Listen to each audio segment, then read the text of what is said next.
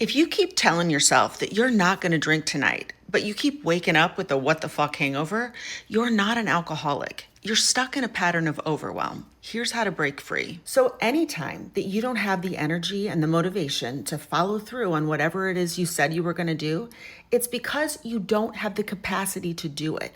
And the more pressure you put on yourself, the more overwhelmed you feel. Let's get one fucking thing straight.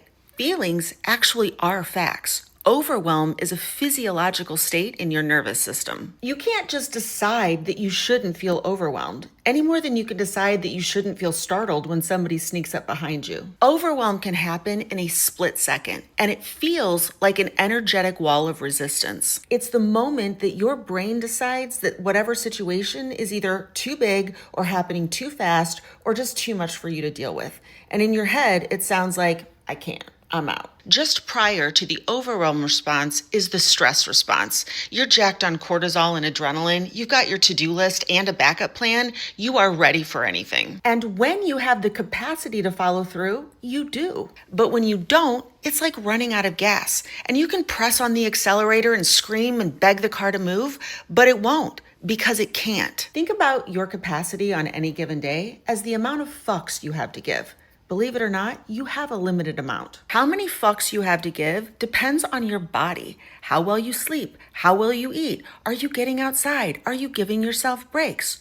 Or are you being an asshole and fueling your body on adrenaline and perfectionism and forcing her to run the grueling obstacle course that is the never-ending marathon of your life with the cruelty of a sweatshop owner? Trust me when I say that when you're overdoing it with alcohol or anything else, it's a sign you're running on a deficit. If your capacity is like a bank account, you're overdrawn. But here's the good news. When you focus on increasing your capacity, you don't need willpower to drink less any more than you need willpower to not hit yourself in the head with a hammer. Here's my tip. Let's call it microdosing peace.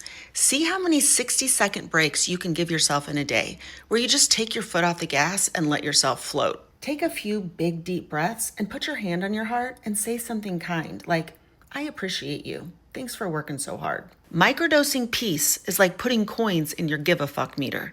The more you check in with yourself, the easier it is to stay regulated. By the way, I'm Colleen, and I've helped thousands of very successful women reduce their drinking by about 80%. If you recognize that you are stuck in a pattern of overwhelm and you want a roadmap with specific protocols and tools, click the link in my bio and apply for a discovery call.